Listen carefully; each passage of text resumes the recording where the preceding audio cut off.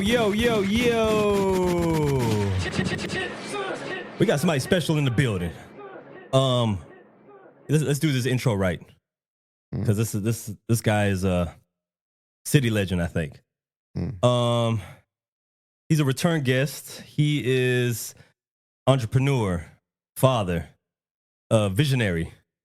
Guess you could say a creator, a creative. A what? We getting there. Yeah, he is a boss. Knows what it takes. Got hustle. Let's just say that I met him a while ago when this show was like just taking off and doing its thing, trying to figure itself out. And you might have been the first entrepreneur, boss, owner that we ever had on the show. So that was like a stepping stone to be like, all right, we can do more of this. There is potential here. And not only that, but so embracing, just, down to earth, sit there, chit chat with you for, extended period of time. And a businessman, just a big time businessman. We got boss Man Daryl, co-owner of Wing It and Sip It. And as you see the shirt, size does matter. Pause, maybe, if necessary. We got boss Man Daryl in the building. What's good? Welcome. How you feeling? I'm good, man. I'm blessed. Can't complain. Yeah. I thought it was important because, I'm working on something new outside of the podcast, I guess you could say. And you were a part of that. People don't even know it yet, but it's coming. Yeah. And, we had some conversation and, maybe I got a little bit of backstory to things that I wasn't aware of yet or I didn't know about, right? And I was like, this is real interesting because I think in the world of, people want to be business owners. People want to start businesses, be bosses, things of that sort, but they don't know what really goes into it, right? Thanks. And you're kind of a prime example of what it takes to understand the fails, the success, everything in between. And I was like, I think that'd be good, especially for future entrepreneurs out there who want to take that step into like starting a business. So I thought it was important to maybe bring you in and let's elevate the level of conversation because what we talked about in the past years ago on this show is not going to be the same stuff that we clearly are going to talk about today. So, I guess before anything, let some of the people know, who you are besides what I said. Gotcha. So me, Daryl Smith, like you said, boss man Daryl. If you see me on Instagram, stuff like that. I'm entrepreneur, man. Humble guy. Coming from humble beginnings. Started with from Wing It.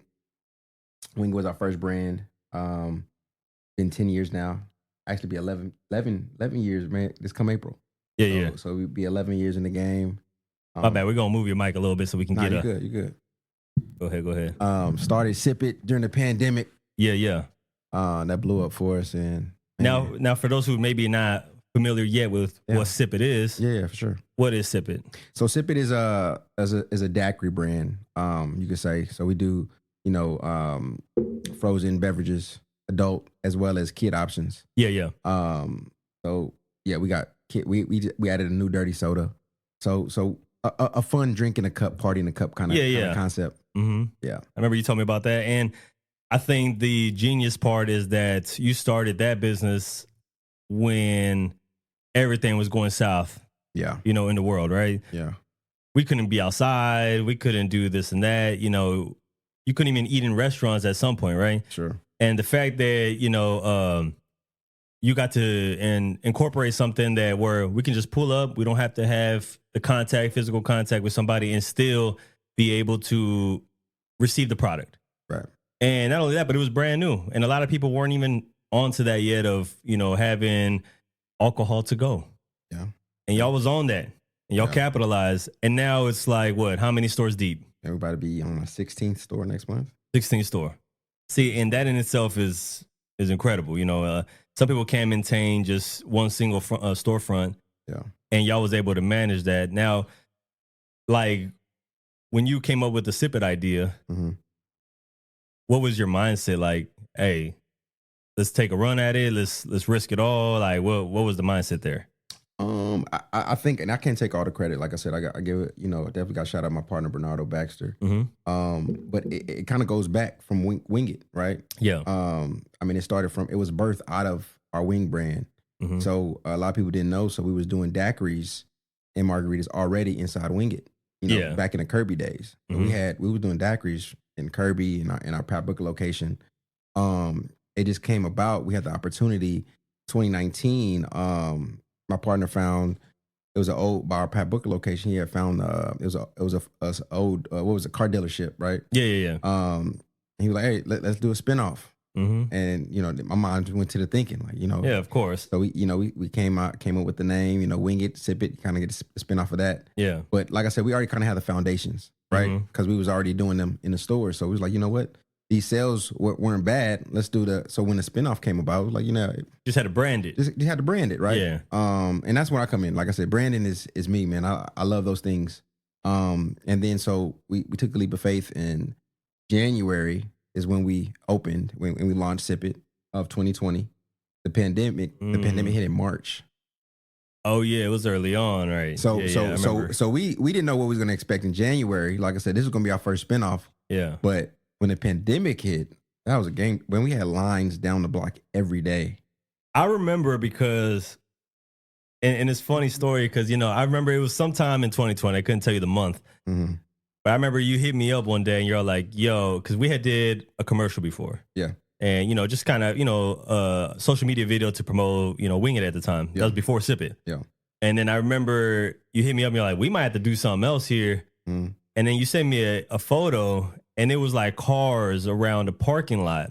Like, I couldn't even tell how many cars, but, I clearly well over 20, 30, cars from just the image. Yeah.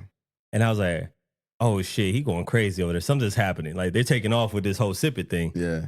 And so, I could vouch to say that like that was really happening, in the city. And I was like, you don't really see shit like that. That reminded me of like, how people line up for barbecue like in Austin at like certain locations from like early 6 a.m. Yeah. And you had people lined up midday. Yeah. I'm like, are y'all at work? Like, what is going on? And it was happening. Yeah.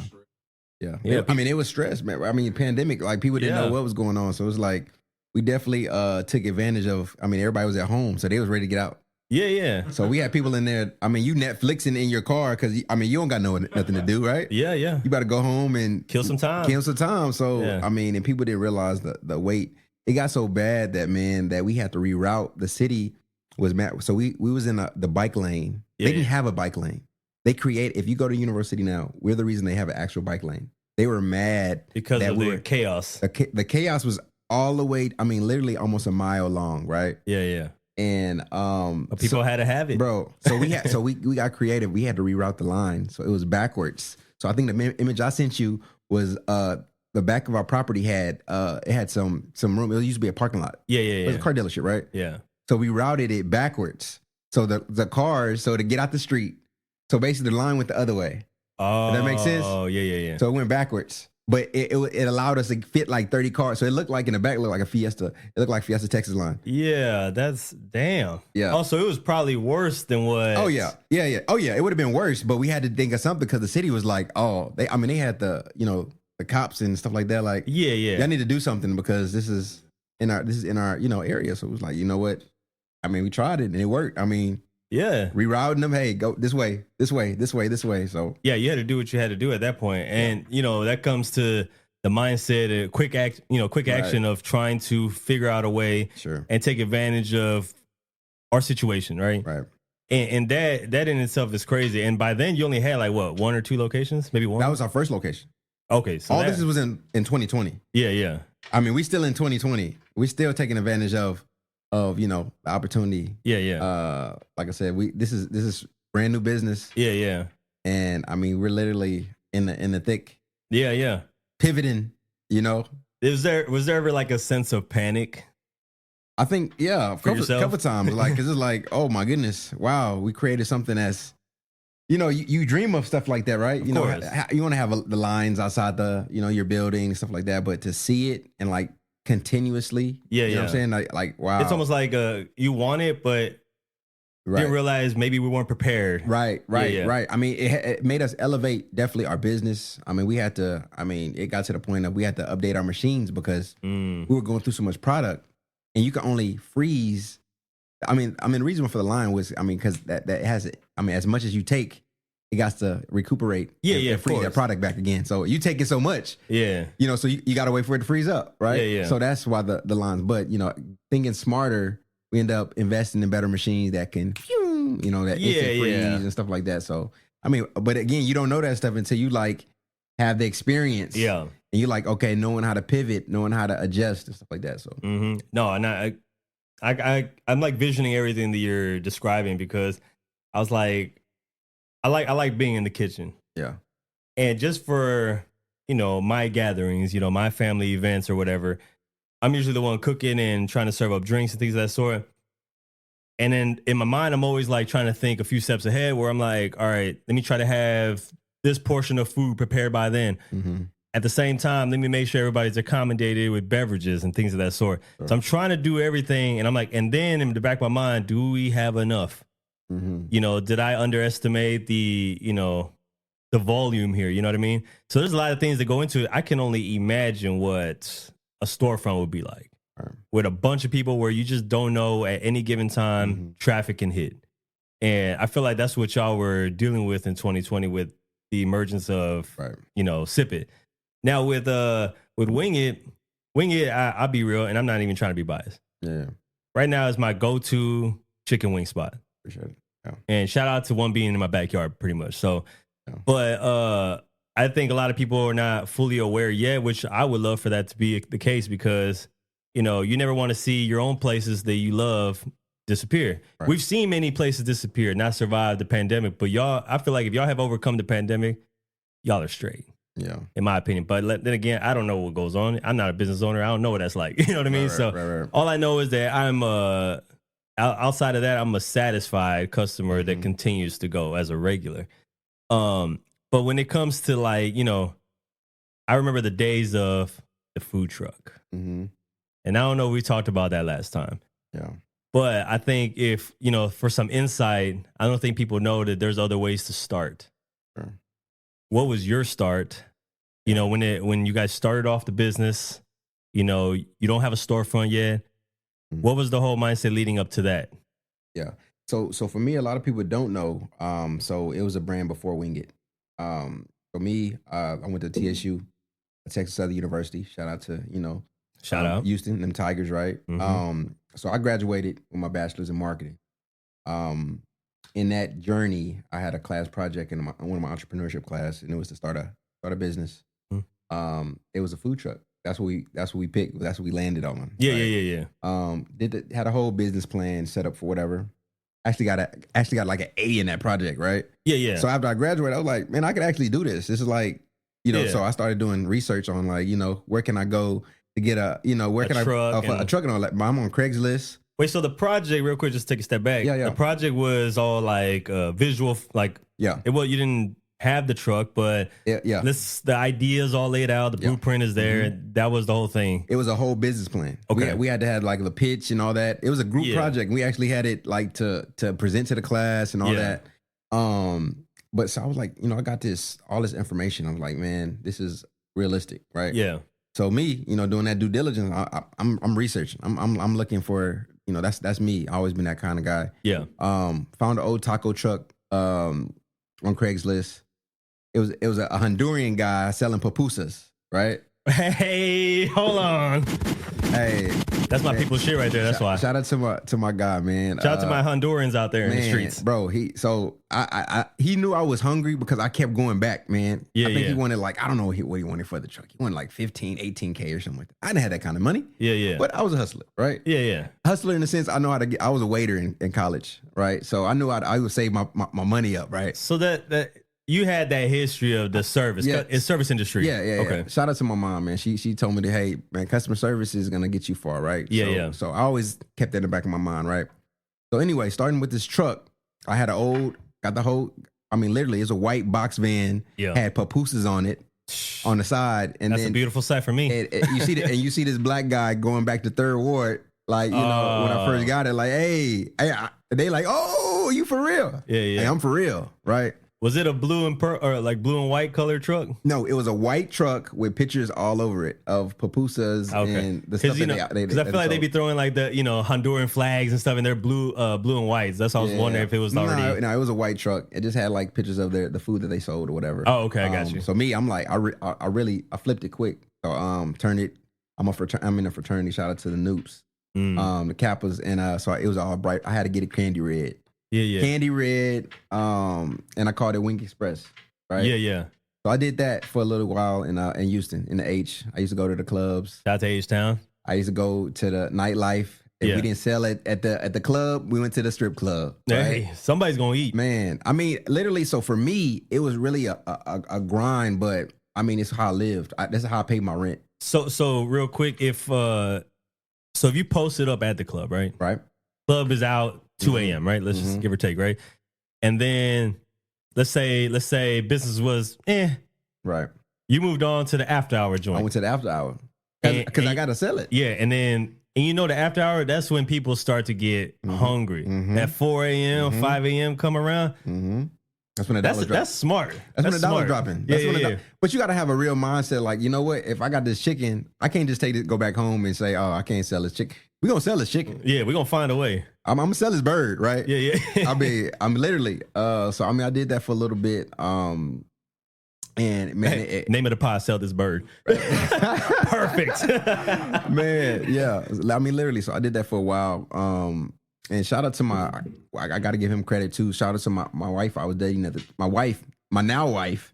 Oh, I was like, damn, you had a different wife? Nah, my wife, her cousin. So we linked up. He was in culinary school, so he was he had the culinary expertise. I had the idea. Yeah. I'm like, hey, let's cook this. So that's kind of how we meshed up. And then end up starting Wing Express, whatever. Fast forward, how that came about. And then I was like, you know what? I need some discipline, right? I had partners and all that, and I was like, you know what? It was tough. You know, I'm being from San Antonio. Yeah. And I was like, you know what? I need to grow up a little bit. You know, so I was like, you know what? I'm going to the military. So by this time you was what, mid-20s? This was like 2012. I had just graduated 2011. So 2012. That whole year. So I did about a year and a half of grinding. Yeah. Right. And then I came to that realization. I was like, you know what? I need to get some I need to go to the military. Yeah, right. Yeah. So I was like, get some money. I need to get some money. Yeah. So my mindset was like, you know what? I need some more money if I want to expand. Cause my mindset was like, I want like 10 trucks.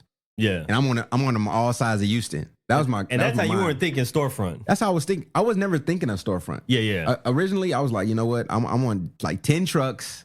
I'd be good because you know why? Because I would see these contractors, these Hispanic trucks, and they go into these work sites. Oh yeah. I used to be at this spot, man. It was called a commissary, and that's where you clean your truck and all that, right? But I would see like it'd be like 10 of them lined up. They like clockwork. In the morning, they clean their truck out after they're done, but in the morning they're loading up, they're stocking up, and they're going.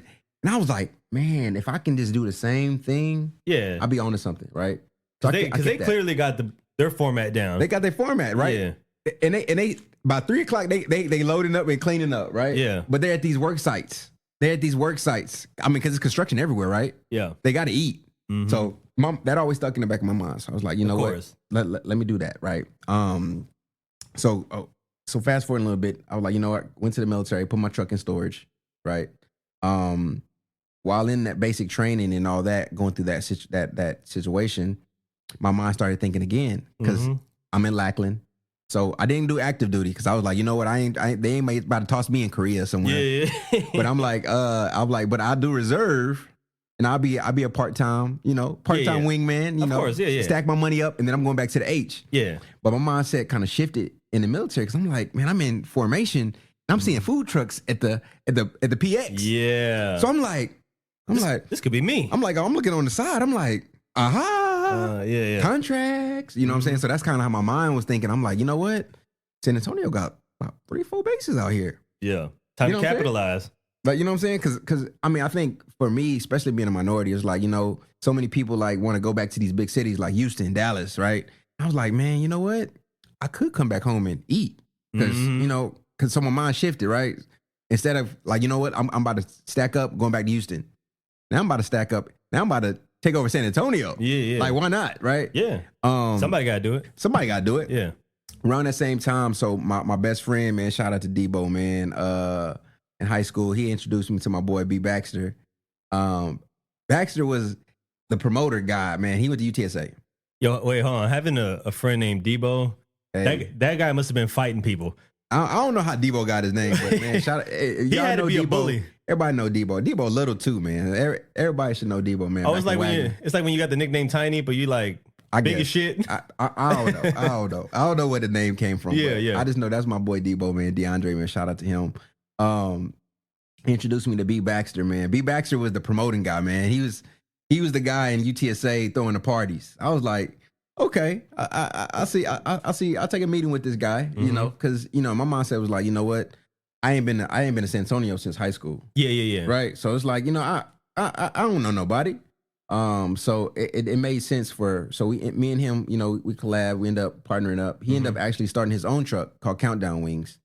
So he did his thing by UTSA. Yeah. And then around that time, I had to move off to my next tech school. You gotta, stuff like that. So he's doing his thing. He had his own truck. My truck is in storage, right? So, and I'm going through what I'm going through. By that time, when I'm all said and done, when I come back to the city, I check on him. I'm checking on him like, okay, you got little lines and stuff like that. Yeah. He was like the one of the first trucks at the block over there by UTSA. Oh, yeah, okay. Food truck park. So I was like, I got a little jealous. I'm like, I wonder what my truck could do. You know what I'm saying? So that really kind of all correlating in my mind, like coming back to San Antonio. And knowing you as a creative mindset, right. The ideas start flourishing, crazy. Man. Yeah. That was like solidifying, like, yeah, you need to come back to San Antonio. So I remember literally like it was yesterday, sending for my truck. I got my truck towed. Mind you, my truck was an 81 Chevy Grumman. Yeah. Anybody know 81? Big joint. Step van, looked like UPS, right? Yeah. I got it towed to my mama's house at Converse. Yeah. Pulled up. I mean, literally, the guy towed it from Houston to all the way. I don't remember how much I paid, but I was like, man, I was like a kid. And I was geeked. Yeah. Because I ain't seen my truck in like, man, I went through like in months, right? Yeah. I mean, literally like 6 months, almost a year, like coming from, tech school and all that. So the hype was there. The hype was excited. Yeah. I was like, man, you know what I'm saying? So when I got my truck, whatever, got it in there and I started setting up in Converse, like right over there where Chick-fil-A, before Chick-fil-A was there. You think it was 78, right? If you're in Converse, you know about 78. Right. Yeah. So I had to set, on my shout out to all my boys out there in 78. Hey, shout out to 78, man. Yeah. Still doing it. So set up on 78. And it was off to the races. I was like, okay, I still got it. Right. Did it for a little bit. And then by that time, I was driving down. I don't know what had me in Kirby, but I found a spot. It said Felice. It was an old restaurant. Yeah. I'm like, man, so that's when my thinking bulb came off again. I'm like, man, you know what? Let me help B Baxter. Yeah. And then that's when that kind of partnership became reality. We ended up joining forces. We came up with Wing It. Starting up a storefront. We took like the best parts of each of our trucks, right? Came up with Wing It, brand new name, and Kirby was our first spot. And this is 2014. And the rest was history. And me and him been rocking since then, 10 years, like I said, 11 years April. Yeah. I think I remember, besides me actually, being, showing up to your location over there, I think what was it in, were we at the Kirby location? It was Kirby, yeah. And then I remember you had the other location, that's the one where they had like the Kobe Bryant mural on it. Yeah, that was in University. City, yeah. So I remember we was at that one too.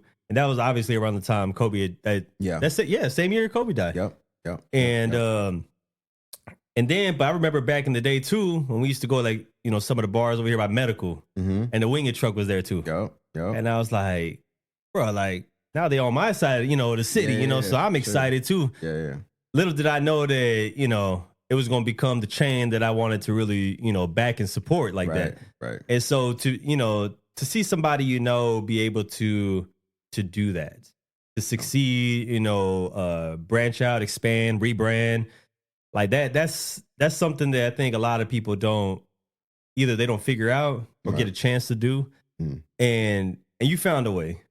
And that's the amazing thing about it too. And now, 10 plus years strong and still going, like That's amazing. So, apply to your success, man. Appreciate You know what I mean? But overall, then fast forward and the emergence of Sip It. Yeah, man. And, like, was there ever an idea of like maybe having a Sip It truck? So we actually have like a Sip It mobile? truck. We actually have one. You didn't know that? Did you know that? No, I didn't know that actually. So we just left an event where the Sip It truck is at. Oh, okay. So yeah, that came about later, a little later. But yeah, we actually have a mobile truck. We started franchising, and that's kind of like been the plateau of our success and our expansion is like, give other people opportunity to get a piece of the pie. Yeah. Right. And it helps expand the business too. And it helps expand the business. Yeah. Right. So that's kind of like got to our success faster. But yeah, like so that our other our franchises, the daiquiri truck, the drink truck, what we call it, the drink truck. Yeah. So all those things are active and ready to expand. Now let's talk about some of the things that your storefront does. Okay. Because, and this is obviously no disrespect to any other business owner or anything like that, but I do think that when you provide some excitement in your store, whether it's like, how Wing It does flavors of the month. Right. You're spicing things up, you're changing it up, you're trying new things, experimenting, right? Sure. And I think that those things become exciting for a brand. Right. And that's the thing that a lot of other businesses probably don't really do. It's like, we got our menu and that's what, what you see is what you get. But when you go to Wing It, it's like, no, you might show up next week and you've crossed over into the new month where, no, there's a new flavor, there's a new drink or whatever the case, and I think that part is kind of genius in itself, as far as owning like a storefront, because it spices things up.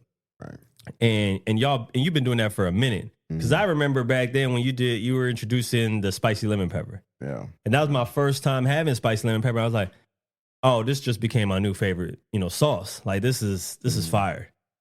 And I've been eating spicy lemon pepper ever since. And nobody else had like spicy lemon pepper because I would go everywhere. That wasn't an option. Right. I remember telling people like, hey, can I get the lemon pepper? But like, with the buffalo joint or something. And then like, no, we can't do that. We can't do that. I'm like, just watch, man. One of these days, all y'all are going to be doing this shit. And they all doing it. And it happened years later. I was like, yo, Daryl was ahead of the wave, though, when it came to that. And for years, I would say for at least a good half of like maybe 6+ years, I was all about spicy lemon pepper. Yeah. Still do, but Wing It introduced me to a new flavor. Right. That's that Asian persuasion. Yeah. And I'm trying to tell people out here, every time they ask me, they're like, what is that? I'm like, I don't know, but it's amazing. Like, what goes into that? Because I like people to know, like, what that is. I can't tell you too much, but it's a sweet and spicy. Yeah. At the end of the day. So it's similar to like a Thai chili, right? That's all I'm giving you right now. But that's all I need, just an idea. Yeah, so you can know what the palate's like, right? Yeah. And there's like a hint of sweetness, spice to it. Right. And goes amazing. I mean, I'm a ranch guy. Okay. I know you're a blue cheese guy. I am. That's crazy. Yeah. But, whatever. Somebody got to do it. Hey. Yeah. You a blue cheese guy too, Nemo? Oh, by the way, Nemo's in the building, guys. Yeah. But yeah, like it just goes well. And, just a combination of the other dishes y'all have now too. Like the loaded chicken fries, the funnel cake now. Mind you, hey, that now you can get your funnel cake, man. The funnel cake fries. Funnel cake fries, yeah, man, it's happening. You get it with chicken on it too, with some Mike Hot honey. Yeah. Oh, you do that too? What? Yeah. Oh, that's crazy. Yeah. Loaded Wing It chicken fries. That's wild business right there. That sounds delicious though. Yeah. So that's where I'm going with the excitement, keeping everything exciting. Like if you show up and you see these items on the menu, it's like, yo, we don't really be seeing this, nowhere else. Eventually somebody's probably gonna jack and get on the wave too. But the fact that like, that's already a thing. And that just goes to you being, a visionary, a creative again, and trying out these new things. What spawns these new ideas of yours though? When it comes to like loaded funnel cake fries and all that, like how does that even come about? Man, I'm a fan of just being different, man. I'm constantly looking. I'm a real big believer, like, you don't got to reinvent the wheel sometimes either. Like, you just kind of make it your own. Yeah. It's always been somebody that done something different or something. But put your own spin to it, right? So I'm always been that. So this might be something I've seen, like, oh, we gotta try that. Or why don't we put those two together? Why don't we put that together and just try it, right? Yeah. Because for so long, like, on the food truck, like we had to taste test. Hey, try this. How does it taste? Mm-hmm. You know what I'm saying? I wasn't a chef, a culinary cook or a chef. I was a hood chef. I would cook at the house and for the streets, mix something up and like, hey, babe, try this. Yeah. And that's how a lot of that came about. I mean, a lot of it. So I still do that to this day. I'm like, and the staff might say like, what is it? Try it. Mm-hmm. I might just get a revelation. Mm-hmm. Like, I'm like, hey, I want to add this and that. Because now I have a storefront that I can be creative with. You know what I'm saying? Instead of, just. It don't got to be fully repetitive because you do incorporate the new things. And do you feel like you see the reception, like when people order it, like do they express that? Because I know when I tried it for the first time, I was with you, and I was like, yo, this is crazy. Like, I would never have thought of it, but I was like, this is delicious. Right. Like, and the fact that somebody came up with it and sitting right in front of me is like kind of crazy too. The one I haven't tried yet is the funnel cake. So that's next up on my list. Okay. So I got to try that. He ready. Yeah, no, I mean, funnel cake fiends over here. Yeah, as soon as we done, man, we got to pull up. Yeah. But, that part is, exciting to me. What I know that your mind just runs with the ideas, right? Mm-hmm. What do you feel is like the future for the business? Like in the next few years, where do you see yourself? Man, this really sounds like an interview.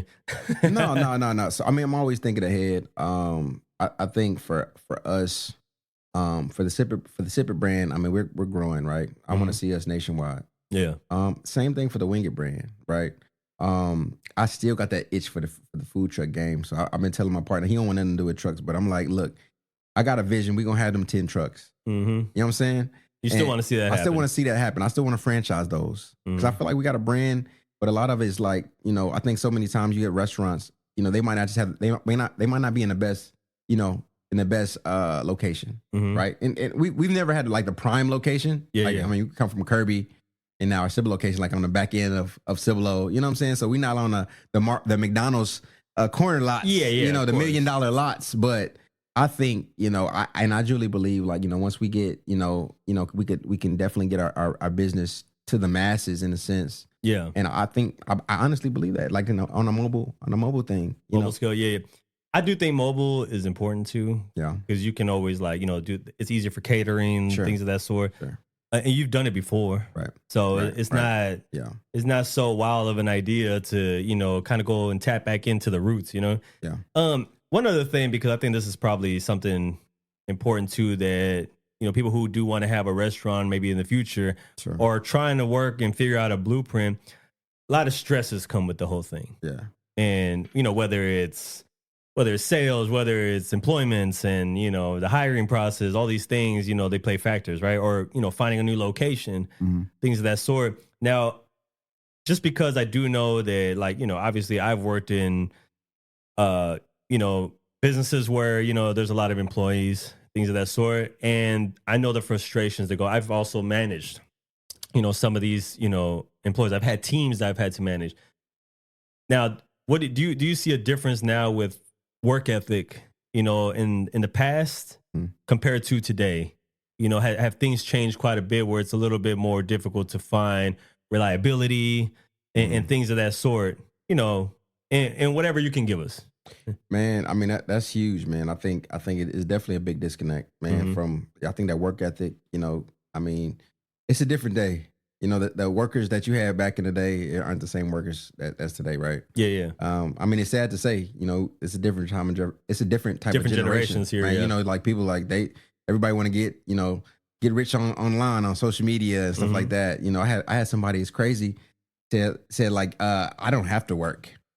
Like a guy like young guy. This guy was like just graduated high school. I'm like he was like, I don't need to work. Basically, it's my pleasure to have him there. Like, yeah, I don't have to be here. I don't have to work. Like, and that's I think a little crazy, yeah. So I think it's a little bit of that, like a lot of bit of entitlement, nowadays. I mean, I don't think people have that same get up, that grind, like getting out the mud. Everybody kind of like, wanted it handed to them in a sense. The work ethic is definitely missing. It's definitely missing, and I see that. So it's like really like trying to adapt. I mean, sad to say nowadays, I'd rather have an older person, than a younger person that you know what I'm saying? It's like they work, especially with the wage gap, right? Back in the day, you got somebody that you getting paid $213 to $750, and they like, oh, that's gold. But now, you got this demand of $13 to $15 an hour.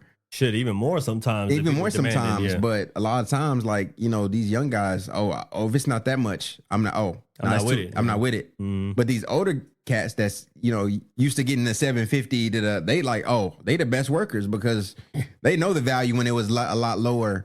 I know exactly, like when I came, when I started my, time and, working in different, for different companies, I started off real young. So I was like the baby. And it was always older folks.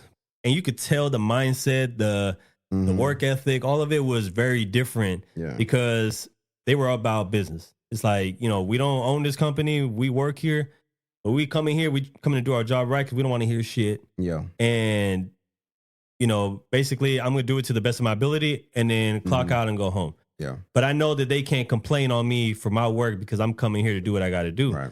They wanted to know how to do the work. They didn't want that issue where I can't figure it out or do it myself.